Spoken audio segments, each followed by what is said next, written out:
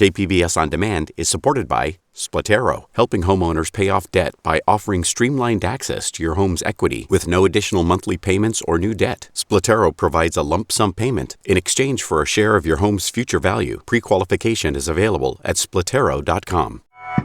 This week on Roundtable, some San Diego bus routes still are not running as a work stoppage nears its third week.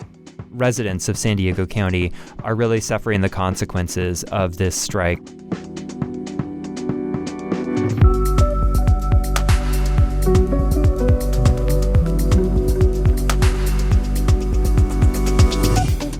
How local leaders tackle homelessness is once again in dispute. This is so clearly the number one issue in the region. And there's an effort underway to make La Jolla its own city. Why this attempt is getting people talking. Don't go anywhere. Roundtable is coming up next.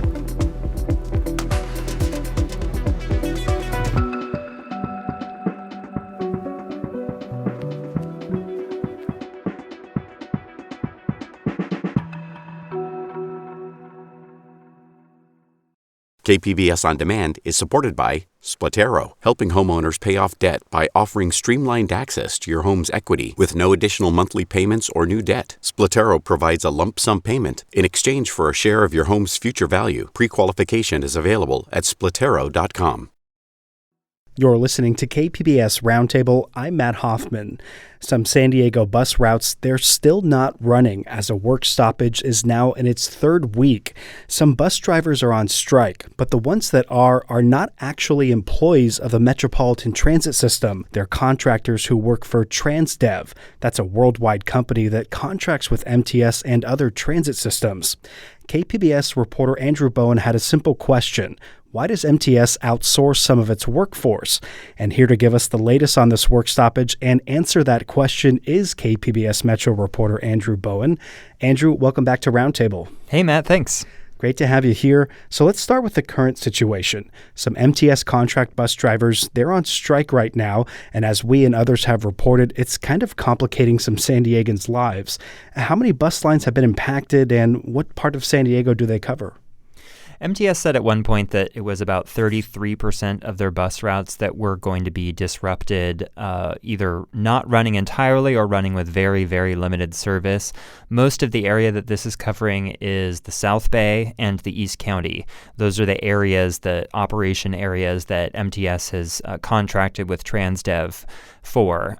So, just to drill down just how disruptive and not only inconvenient, but really catastrophic it can be for some people. When we first reported on this, when my colleagues in the newsroom here first did a story as the strike was getting started, there was a man who was waiting for a bus that was not going to show up, and he was trying to get to a job interview, and he just got to San Diego, was trying to, build a life here. And when this really essential service, this last, resort service for many people who you can't afford a car, or maybe because of a disability just can't drive.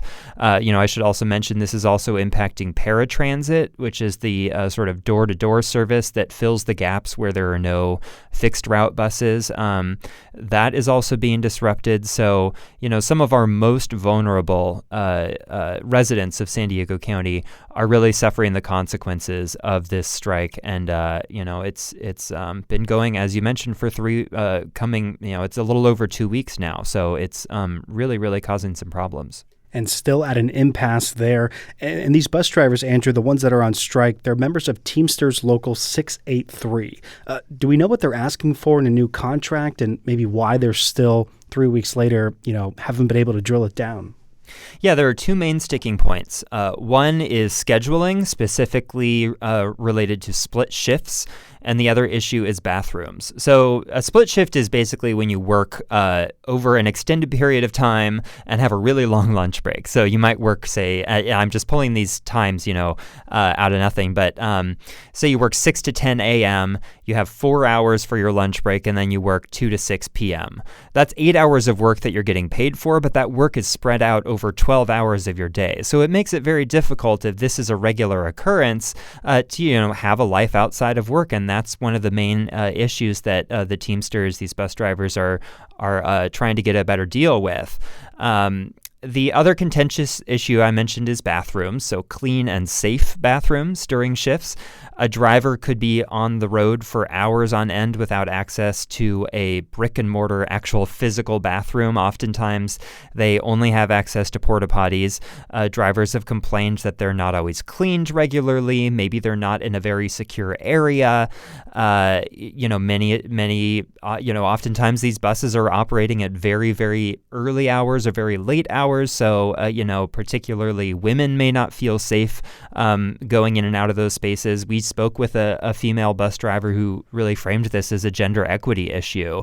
It's often easier for men to get in and out of bathrooms quickly and without having to touch any surfaces, and that's not always the case with women.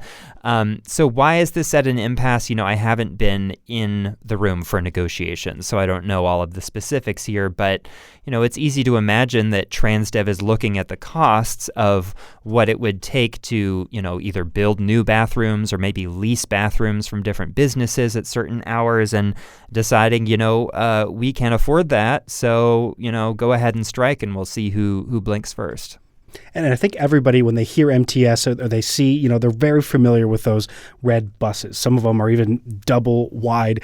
But, for me at least, it was sort of surprising to hear that these workers on strike, while they might drive those red buses, they don't actually work for MTS. And so I know you kind of dug into this. I mean, why does MTS outsource some of its bus drivers to this company called Transdev?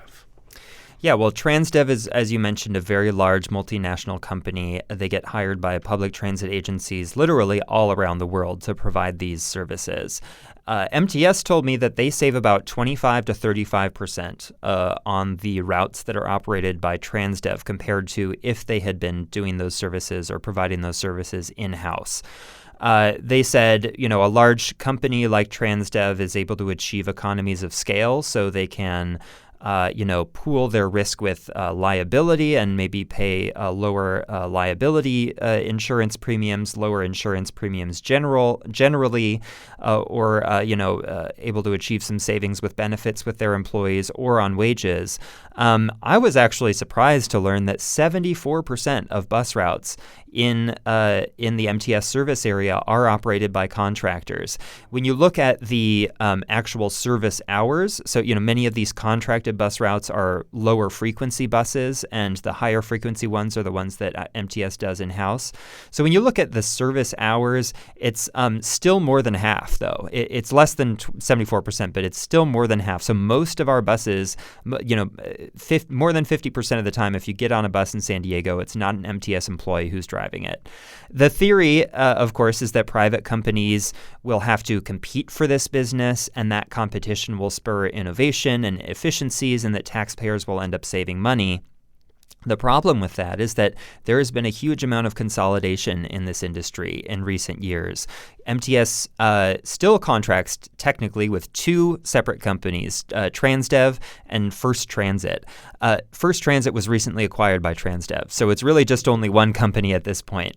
And when MTS puts these contracts out to bid, they might get a couple of different responses, but there's really not a whole lot of choice in the matter. And so, when they're in a situation like they are now, where Transdev, the contractor, is not able to provide this service for the people of San Diego and on behalf of MTS, MTS doesn't really have any alternative. There's no other, there aren't a lot of startup companies waiting in the wings to disrupt this industry of transit operations. It's a very high, barrier to entry into this. And so, the cost savings that you get from private contractors are, when you look at the dollars and cents, they might look one way, but that savings can sometimes be on the backs of workers. Transdev workers, bus drivers, earn quite a bit less than MTS drivers, and this strike is an example of how that is playing out.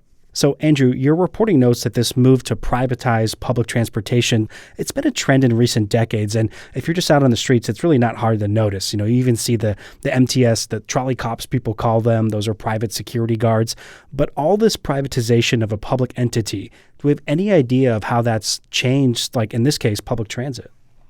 Well, we should note that contracting or outsourcing in public transit has been around pretty much since the beginning. If we could even go all the way back to the late 19th century, when the first electric railway system was established in San Diego, it was a private for-profit company that was operating that system. MTS and all of its predecessors, different public transit agencies that have had different names over the years have always turned to private companies to provide these services to some extent. If we zoom out from MTS in particular, there has been a big push for more outsourcing and more privatization over the past 10, 20 years, let's say. How privatization is impacting us here and now, I can say MTS employees have not been calling strikes recently. I don't know if they ever have. They've done a much better job at keeping their employees working. And Transdev and First Transit, the two contractors, have both experienced strikes this year. The other thing to keep in mind is, there's this a middleman now that kind of slows down the responsiveness to a strike. Rather than the riders being able to go directly to MTS and say, hey, fix this now, do whatever it takes to get the buses running again, they have to go to MTS, and then MTS has to put pressure on Transdev. And, there's they have to call an emergency board meeting and, flex their muscles a little bit or make some threats. And from a rider's perspective, they don't care. They just want the bus to show up on time. And so I guess what is MTS supposed to do here then? I mean, we heard from their board chair, Stephen Whitburn, that if transit service is not restored, that he's going to call for, as you mentioned, one of these emergency board meetings. But when they talk about exploring options there, what are the options? So MTS signed the current contract with Transdev in late 2020, and it's not up for renewal until summer 2026. So they could, at that point, either let it expire or ask for new bids. There is contract language that allows MTS to cancel the contract in the interim if Transdev fails to perform its obligations. The leverage that MTS has in this equation is not immense. They could theoretically cancel this contract, but how would they replace all of those services? It would take if they were to theoretically try and hire all of the bus drivers that used to work for Transdev and instead make them MTS employees, they're going to have to pay higher wages because they have different collective bargaining agreements that set, different wage scales.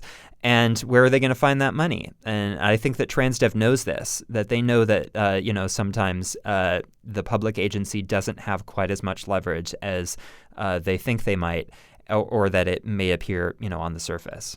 When we talk about these current negotiations, the strike, it's been 3 weeks. Any hope for a settlement soon? Do we have any clarity on if this is going to be resolved?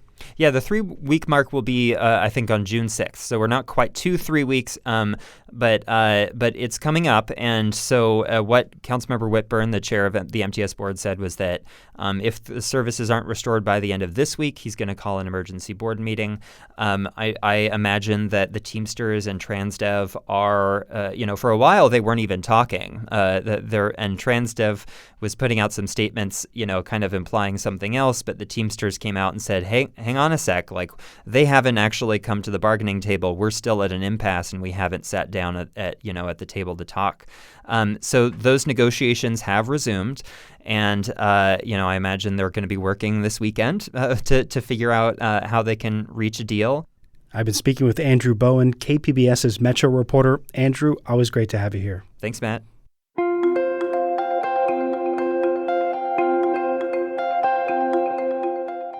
We'd like to hear from you. Have you been impacted by this bus driver strike?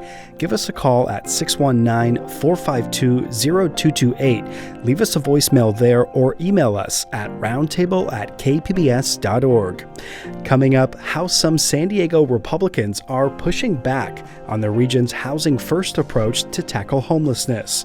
You're listening to KPBS Roundtable.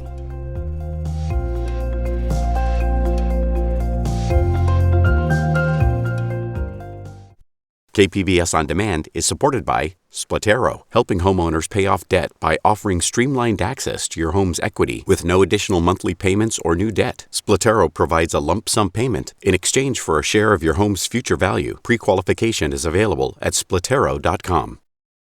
You're listening to KPBS Roundtable. I'm Matt Hoffman. How local leaders tackle this seemingly growing issue of homelessness is once again in dispute. This time, the debate isn't over where a shelter should go or how many should be built. It's over this broader idea of a housing-first model. That model seeks to immediately get unsheltered residents into some type of housing with little to no barriers. Joining us to discuss these latest developments that's seeing some local Republicans pushing back is Voice of San Diego's managing editor Andrew Keats. And Andy, welcome back to Roundtable. Great to be here. Thanks for having me. Awesome to have you here. So let's start off with the why. Why are some local Republicans pushing back against this idea of a housing-first model to tackle homelessness? Well, we could get into some of the policy specifics about what Housing First is and what they don't like about it. Before we would do that, though, I would say the immediate answer to why is this is so clearly the number one issue in the region. Poll after poll conducted by different candidates or organizations all shows that most San Diego residents put this at the top of their list of problems. And so if you're going to run for office, if you're going to stage a political comeback as the Republican Party, if you're going to build a movement, you need to have a theory of the case. You need to be able to offer some sort of explanation about why this has happened, what has gone wrong, and what you would do to fix it. And so it appears on that point about messaging that the local Republican Party has narrowed in on the housing first principle itself as the problem, and that their solution to it would be to abandon that principle. And talking about what this strategy is, we know it's been around for at least the last few years here in San Diego and in California's state government. And I think that's due partially to a state law that mandates that. Can you describe exactly what Housing First means? So Housing First, and it could, a lot of different policies or services could fall under it. But basically what it is that the best way to get somebody off the street and to end their homelessness is to get them into permanent housing that is theirs and that will stabilize their life. And then you can begin tackling whatever other problems they have, whether it's addiction, mental health issues, job training, that sort of thing. But crucially, that people to get into that permanent housing do not need to graduate through a series of programs to prove they deserve housing or anything along those lines. So that's really the big idea at the center of it. And this was a little over 10 years ago. The federal government and HUD began mandating that organizations pursuing funding, cities pursuing funding from the federal government needed to abandon the previous model that was called transitional housing and pursue instead this housing first model. And they certainly support that mandate, support that requirement, support that priority with a lengthy academic literature that suggests this is the best way to truly end somebody's homelessness. And so you'll often hear people say, we know that this is what works best, or all of the research proves that this works best. So that's sort of the information that went behind the federal government's decision. And it was the federal government's decision that generated sort of at first a slow, but at this point now a pretty consistent acceptance by anybody who's working in the homeless services space that housing first is the principle that they need to follow. And it hasn't been the only policy. I think you mentioned before transitional housing is what was used. How is that different from a housing first approach? Yeah, transitional housing is again, it could you could have a bunch of different services or programs that people may debate whether they are truly transitional housing or housing first. But basically, the idea is you provide your clients something that is maybe has a little bit more privacy than a shelter, but less autonomy than a true home, and it comes with strings attached. It may require that they go to job training or that they graduate from some sort of addiction treatment program before they move into even that sort of housing system that they might have. And so that's really the big difference is do you put barriers up and say that there are other things going on here beyond just the fact that you don't have a home, and because of that we're going to deal with those things first, or as a housing first, do you just say, first things first, get in a home, stabilize your situation, and we can start talking about all the other stuff after that? And it seems like why this debate is bubbling up right now is because at least a couple local Republicans are not happy with the county and the city of San Diego's new plan to buy a few hotels, and that would be just north of $150 million. What would the purpose of these hotels be before we get into why maybe they don't want them? Yeah, the hotels would be transitioned into permanent housing, and they would be transitioned into permanent housing that has treatment and services like on site, or connects people to treatment and services and has people on site that do that. And the city and county have already done that in the past. There's a state program that has made funding available for cities to buy hotels. This was a COVID era policy. At the time, the principle was, boy, no one's allowed to travel. These hotels are going to be hard up for money. Maybe we could get some of them for a deal, and then we can turn those into housing, and we can do that much more quickly than our typical path of providing new housing, which requires often years and many millions of dollars to build housing from scratch. This would be you buy buildings, you have to put some work in to transition them into homes, but nonetheless you can transition them into homes. So that was the idea, and on partisan lines, Mayor Kevin Faulconer, who was a Republican, was the first chief proponent of this idea here in San Diego. He was a major proponent of it when the city last acquired two hotels to turn into housing back in the summer of 2020. So this has been a shift that's been going on for a while, and the idea is that these would be units that would be part of the county and the city's overall housing first focused response to homelessness. And to be clear here, a lot of funding for this project would be coming from the state, right? I mean, it's a project called Project Homekey that gives cities and counties money to stand up more housing. And, part of that says that this housing first approach must be taken, right? Yes, exactly. Yeah. And I mean, it's very hard to come by state or federal money at this point that wouldn't have a requirement for a housing first approach. But yes, this is state money that would be used to buy these homes. The city and county would have to come up with some money for operations ongoing, but the acquisition itself would be almost entirely funded by the state. Even that being the case, you have a couple local Republicans who have come out to say it's still a bad idea. Either it's a bad deal, or just the continued commitment to a housing first approach is bad. And just take a look at the state of the streets. It obviously hasn't worked. And a couple of those Republicans are County Supervisor Jim Desmond, Coronado Mayor Richard Bailey. Why are they opposed to this? Do they say it just doesn't work, this housing first approach, and that's why they don't want to buy these hotels? Or so it's been about 10 years that housing first has been the approach, and I think people are whether we're talking about these specific Republicans or your neighbor. I think most anyone can walk and see evidence in front of them in the city that homelessness is very bad right now. There's a lot of it. The desperation is pretty significant. The scale of encampments downtown or in other parts of the city is vast. And so they're pointing at that as evidence that this approach of the last 10 years has failed. So, we could spend a lengthy seminar style debate sussing out all of the arguments about whether that is correct, whether that is sufficiently rigorous to come to that sort of conclusion, whether there are available alternatives that would have done a better job. Regardless, I think we can say that they have settled on their policy position and their messaging position as it's time to abandon this housing first principle. But I would just say that opposition to housing first per se is not new. It's been around since housing first came about.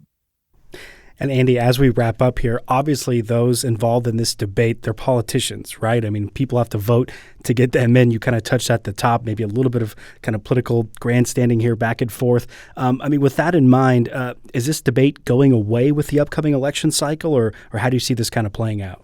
Well, it's a little bit odd for me to imagine housing first, like this wonky policy term that, had been debated by bureaucrats about the wisdom and whether the academic literature supported it for the last 10 years. It's a little bit weird for me to imagine that is going to become the grounds on which we have a public debate about homelessness. It's just so specific, and it sort of requires quite a bit of a typical voter to be really tuned in to the debate. But that's really that does seem to be what the Republicans here are going for.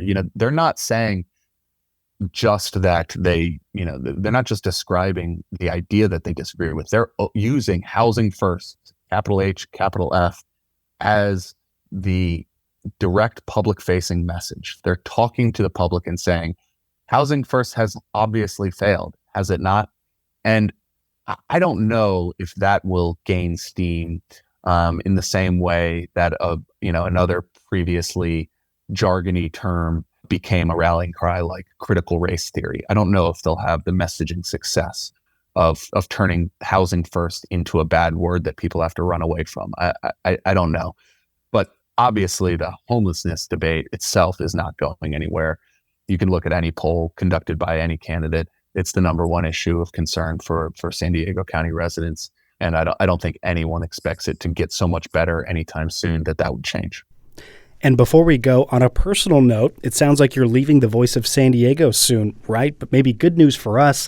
It sounds like that you're staying locally. Can you tell us a little bit about your upcoming new gig? And yes, I have just about a week and a half left here at Voice of San Diego. It's been a fantastic and fulfilling 11 years, nearly 11 years, I should say. But change is pretty good. Maybe time to shake things up a little bit. So I'm going to Axios San Diego. We will be launching a website and newsletter. You can Google Axios San Diego, pop up, and put in your email address, and you can subscribe to our newsletter. But I'm gonna stay here and keep covering all the stuff I care about, the biggest issues in the region. But I'll be doing it for Axios instead of Voice of San Diego now. Well, we're glad that you're staying, and we look forward to having you again here on Roundtable soon. I've been speaking with Andrew Keats. He's the managing editor at Voice of San Diego. And Andy, it's always great to have you here. Thank you. We'd like to hear your thoughts. Give us a call at 619-452-0228. Leave us a voicemail there, or you can also email us at roundtable@kpbs.org. Coming up after the break, La Jolla is considering independence from the city of San Diego. You're listening to KPBS Roundtable.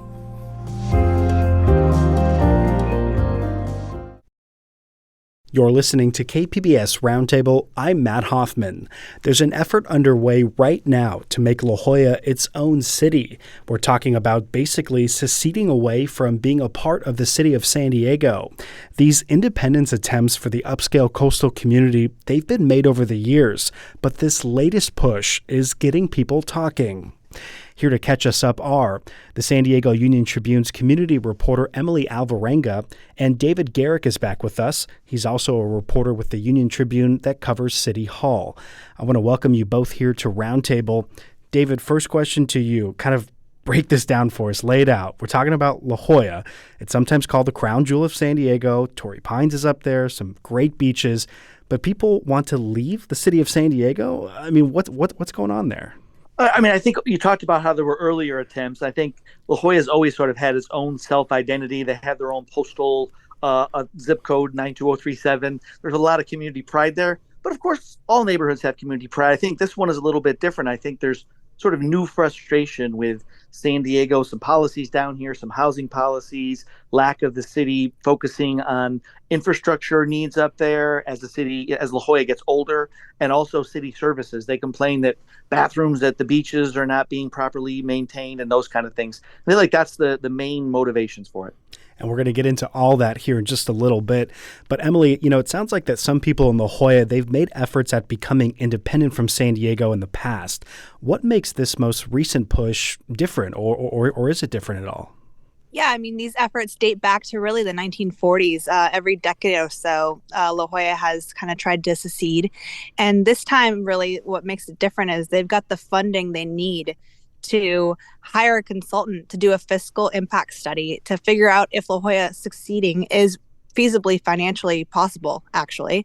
The president of the association heading the group said back in April that the group has already raised close to $55,000. And although an initial study was already done in the early 2000s, the most recent push in 2019 failed because they were unable to raise the money that they needed to fund a new study to figure out what financially would be able to be done. I would also mention that in the past that a lot of the times the efforts were sort of single issue efforts, and this seems to be a broader approach.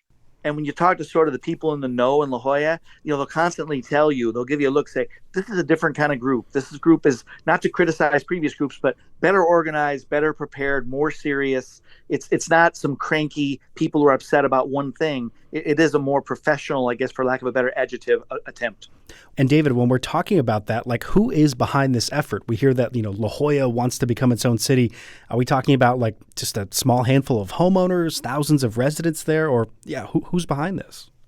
Well, one thing we should say about this, sort of the elephant in the room, is this is a sticky subject, right? I mean, the mayor hasn't taken a stand on this. Most city council members haven't, because until it becomes realistic, I don't think people want to oppose it.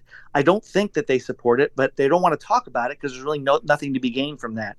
And the same is true of a lot of people in La Jolla. So I don't know if we know exactly who's behind it. There's a group of 6 or 7 people, I believe, who are on the board doing this, and they've put themselves out there. They could claim that there's widespread support for it, and the money that they have sort of indicates that's true. But I don't know if we know exactly who's involved, but it's certainly, by all accounts, a more widespread and wider supported effort than the previous ones.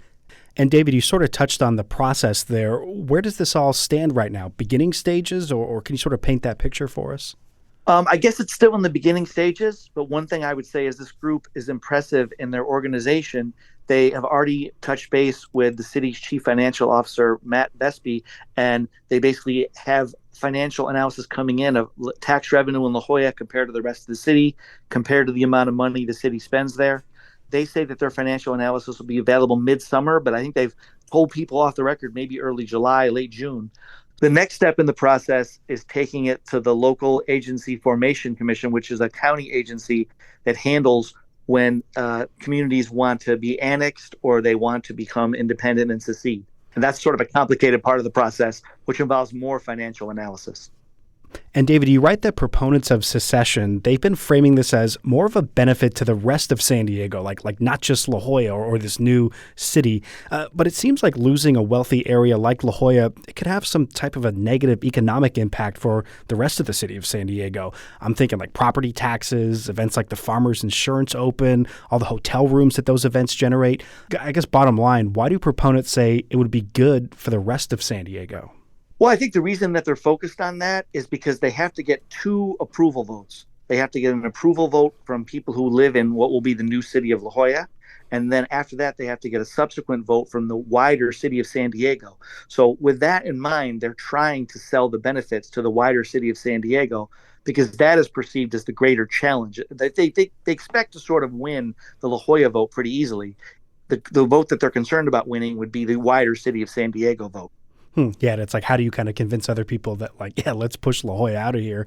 But Emily, you guys both write that San Diego has made social equity a priority in recent years, arguing that, many neighborhoods have not gotten their fair share of city resources and investment historically, whereas other wealthier areas like La Jolla have.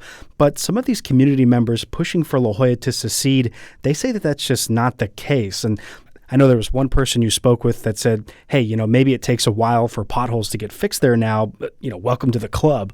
I'm curious if you guys asked those behind this effort if this is really a move to just kind of become their own, wealthier community versus being, part of the bigger pie that is San Diego. Yeah, that's where the group really argues that secession will be a benefit to the rest of the city.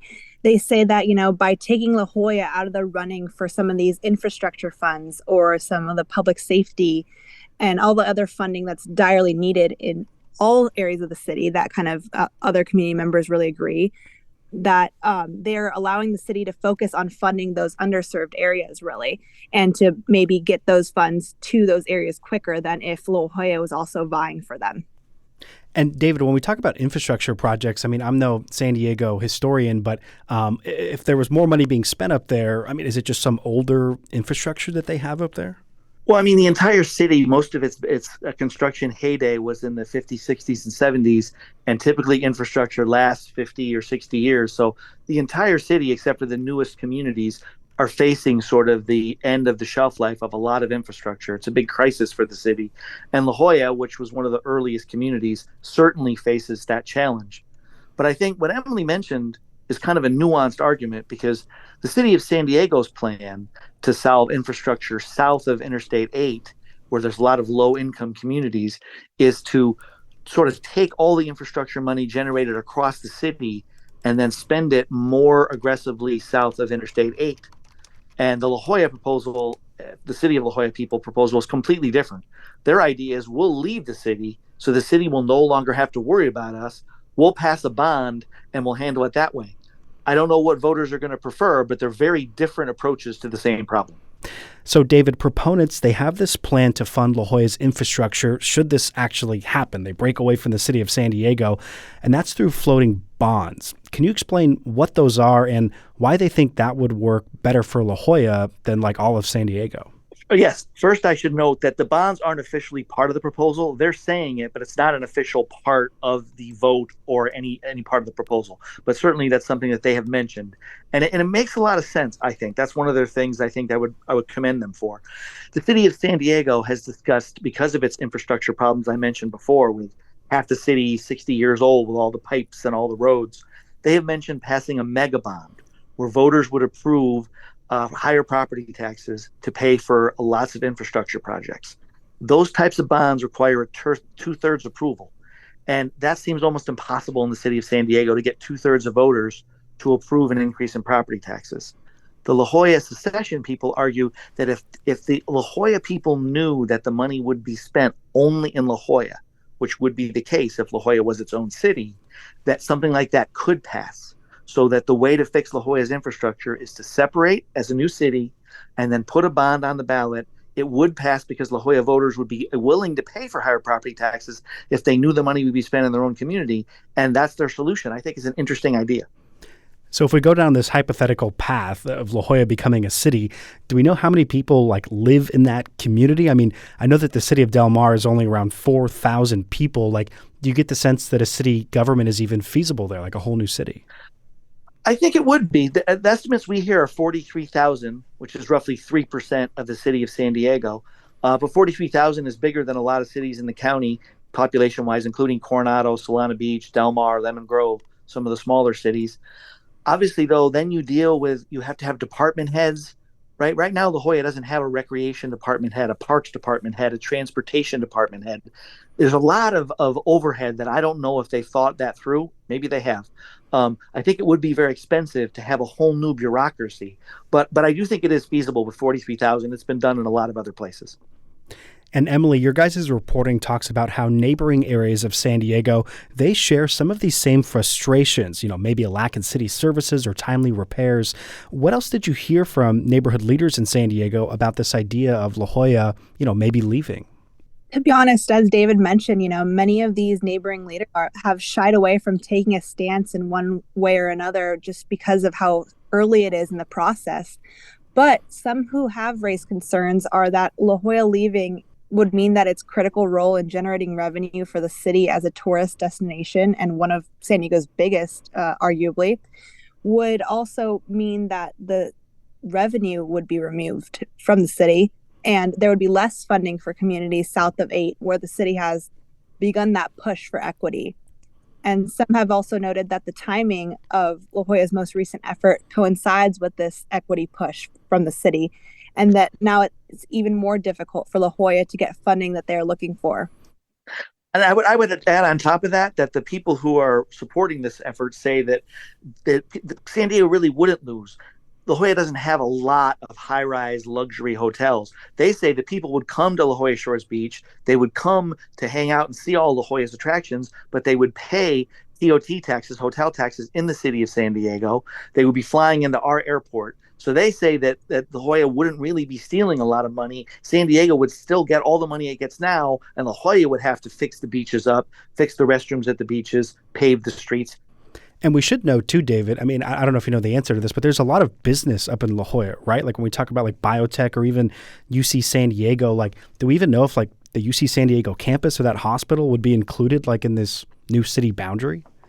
In their preliminary map, they've specifically chosen not to include the university And that has to do with some housing goals that would be forced upon them if they had the university within the boundaries of the city that they would create. And there's part of the stuff that thinks maybe we think of as La Jolla, like east of 5, that you and I might think of as La Jolla, that would also be excluded. And we know that when talking about local politics, David, housing is usually involved. You kind of just touched on it there.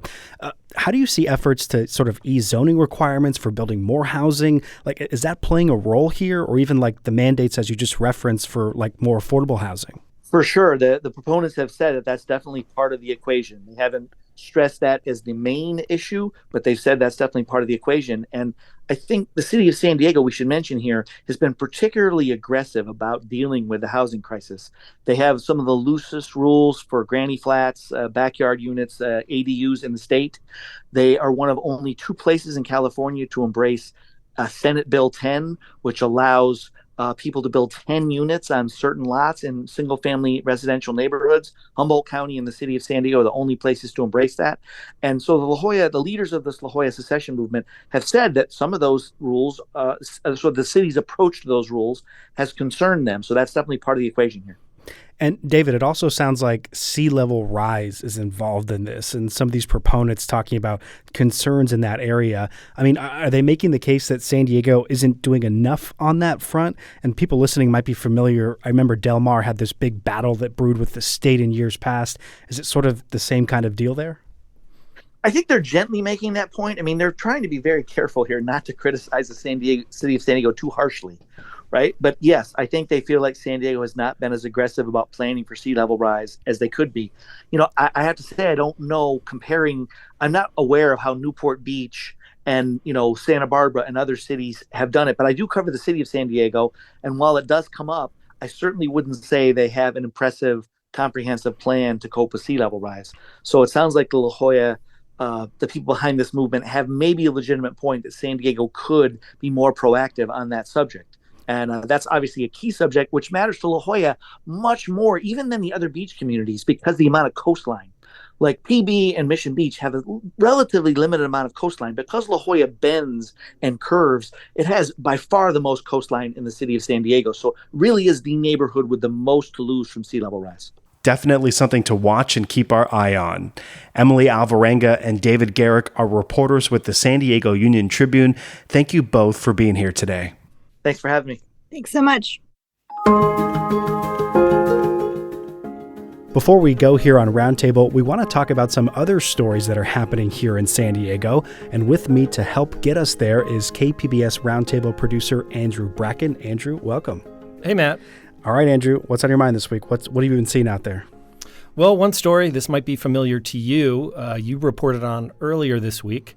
On Memorial Day, you did a story on May Gray, and it's just something we've seen a couple different stories about it over the last few weeks, but it's something that I just keep hearing people talk about, and it's really, I had the first conversation in my, over 15 years in San Diego about almost seasonal depression as a result of how much May gray, now June gloom we've been seeing. And I think it's been more frequent than a lot of us can remember in San Diego in years past. Oh, yeah. I haven't lived here for that long, but I mean, almost a decade. And yeah, it seems like there's a lot of May gray out there. And I was down there on Memorial Day Monday. A lot of tourists not so happy with the May gray. They wanted to sit out on the sun. I was down at Mission Beach. But yeah, it's been really gloomy and it's been cold. Well, and I also think, the winter we had adds to it, right? Because we are familiar. I mean, we know May gray and we expect it. I live near the coast. It's very common. But after the winter we had and then the May gray, and now it's looking like June gloom is going to be continuing, it's just only adding to that sort of malaise that I think some of us are feeling. Yeah, now it's June gloom. I don't want to hear May gray anymore. All right, what else are you seeing out there?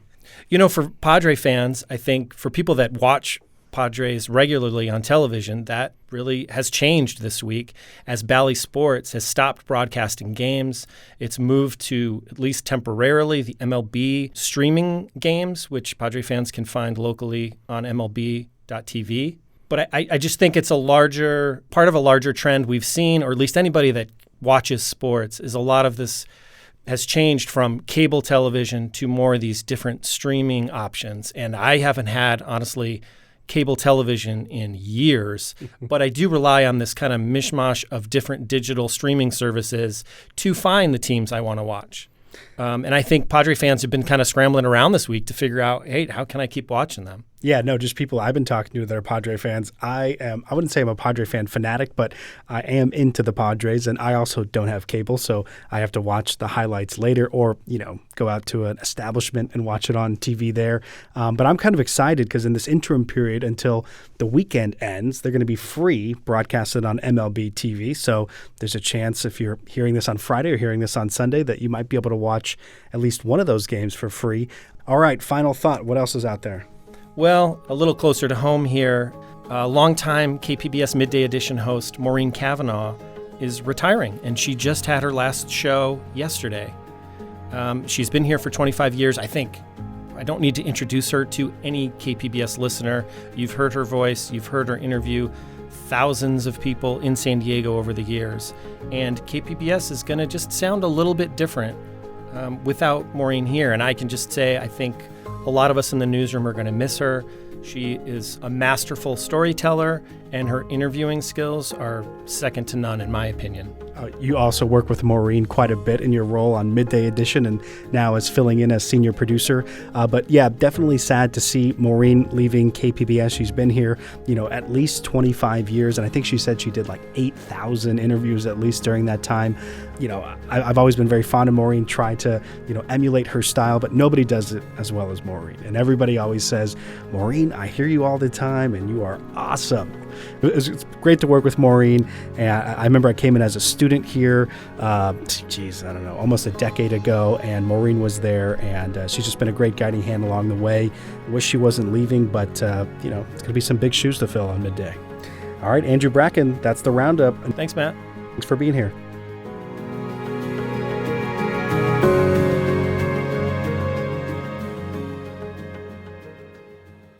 We're going to have to end it there for this week's edition of KPBS Roundtable, and I want to thank our guests for being here, Emily Alvarenga and David Garrick from the San Diego Union-Tribune, Andrew Keats from Voice of San Diego, and KPBS's own Andrew Bowen. We'd love to hear your thoughts on this show. Leave us a voicemail at 619-452-0228. If you do, leave your name and where you're calling from, and we might put it on the air. Don't forget about the KPBS Roundtable podcast. You can find it anywhere you get your podcasts. Our show airs at noon on KPBS, that's Fridays, and again on Sunday at 6 a.m. Roundtable is produced by Andrew Bracken, and Rebecca Chacon is our technical director. I'm your host, Matt Hoffman. Thanks so much for being here with us, and have a great weekend. KPBS On Demand is supported by Splatero, helping homeowners pay off debt by offering streamlined access to your home's equity with no additional monthly payments or new debt. Splatero provides a lump sum payment in exchange for a share of your home's future value. Pre-qualification is available at splatero.com.